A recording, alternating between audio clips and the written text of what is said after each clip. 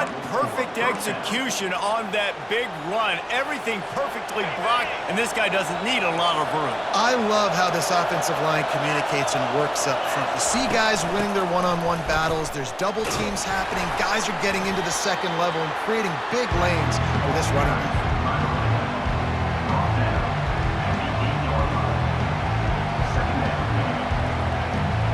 Going to work on second down in the red zone, and still some ground to cover to pick up that first down.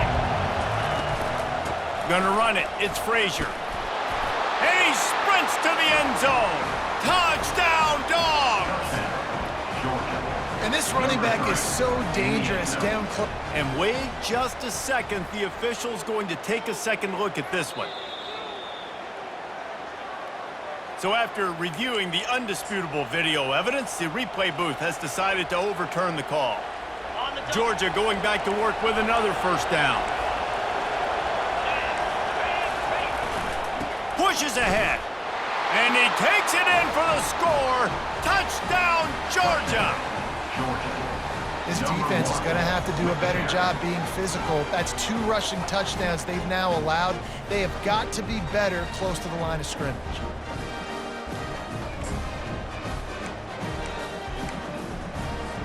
Now they'll line up for what they hope is automatic. And the extra point was good. No incident there, and we are tied up in the third. A very efficient 5-play scoring drive. And they capped it off with a 1-yard plunge.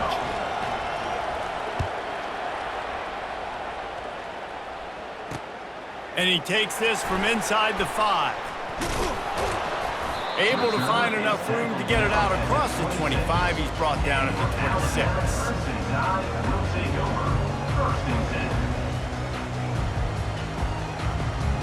On first down, here comes this offense. One back in the backfield, and they'll give it to him.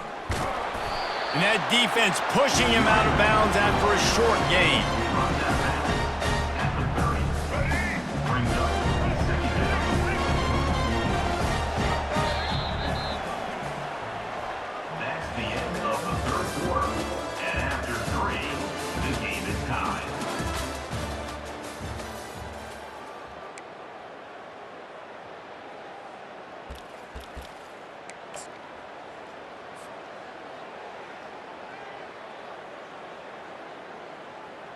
Second down here as they go back to work after the break. Linebackers trying to create some confusion. Hand off from the shotgun. That's the kind of play that can really get you going as they have a first down at the 43.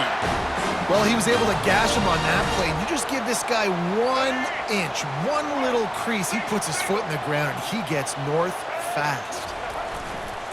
Might as well give it to him again. Now they're starting to feel it. They've got a first down at the 44. I tell you what, with this kind of success on the ground, I think you two knuckleheads could call plays. I mean, that's how easy it is for this offense right now. They got the ground game working. It's really easy. Now you can open up for other things, but you guys could even try your hand because they're dominating right now. Fast motion from the offense. Trying to get the edge with a quick touch pass. Inside the 30. Finally run out of bounds, but he has this offense rolling with a first down. Yeah, and way to be creative. Way to get the ball in the perimeter really quickly. Get some speed outside. All you got to do is secure that edge, and you're just trying to get that first down. Nice job. Nice play call by the offense. Quarterback quick pass to the receiver. And he's a real nowhere man tackled in this no-gain land. And that's just an example of the defense having a better play call than you have on offense. I like the creativity offensively, but how about the defense having their cornerback in position to make the play?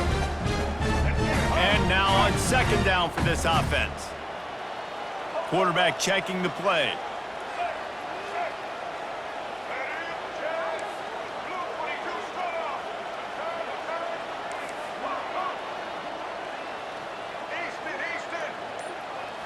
Looking to throw, it's Milroe. Quarterback moving. Zings it complete to the right. Put it right on him. Sweet play, good pickup, and they'll move the chains with the first down. I love when QBs break the pocket and still look to attack. Because as soon as you break the pocket, I'm thinking, oh, man, he's going to take off and run, and I might come up. But those big plays can be made down the field. Nice job by the quarterback keeping his eyes down the field. A strong tackle and wrap-up from the junior. It'll be second down, and remember, they can pick up a first without scoring. Trying play action. Quarterback doing what he does best. He can move. He got it. That completion will take it inside the 4, and the offense is threatening. You know, the defense doesn't have an answer for this slot guy right now. They may want to think about bracketing him, having a defender play to the outside and to the inside. Probably some sort of zone coverage where you're trying to get two bodies, forcing the quarterback to have to go somewhere else with the ball. The terrain gets rough this deep in the red zone. Third down, they can pick up the first without scoring.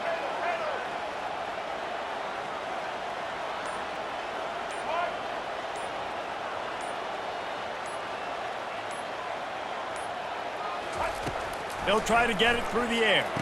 And this is going to be intercepted. A big play in a tie game. He's at the 50. Past the 30. 10. And he's going to take it all the way back. Touchdown, Bulldogs. And at this juncture of the game, one play is going to make the difference. It's going to be a momentum-changing play. Who's going to come up with it that time, Pollock? It's the pick six to break the tie. And the defense, you're thinking, get a stop, get a stop. This is late in the fourth quarter. This is how we're going to get a win. Our offense is going to go down the field. No, they get the turnover, they force it, and they get to the end zone to create the massive game-changing play.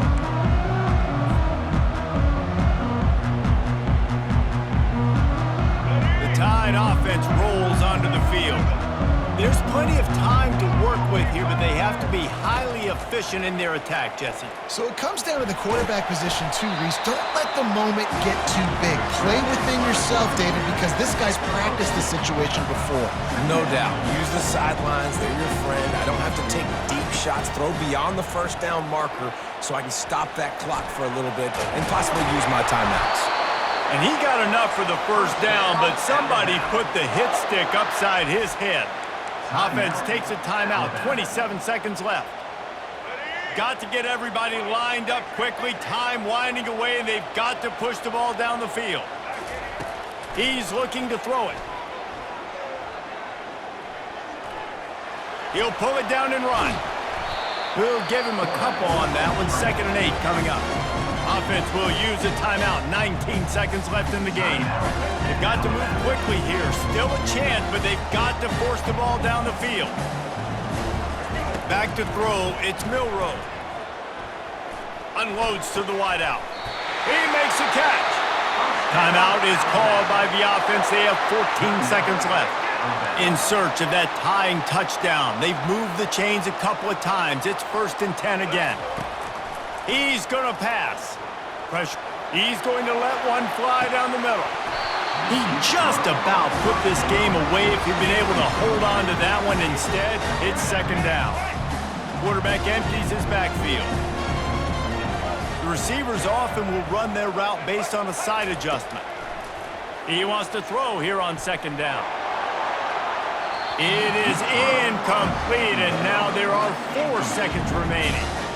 He just took a shot down the field, didn't get it, so you've got time for one more play.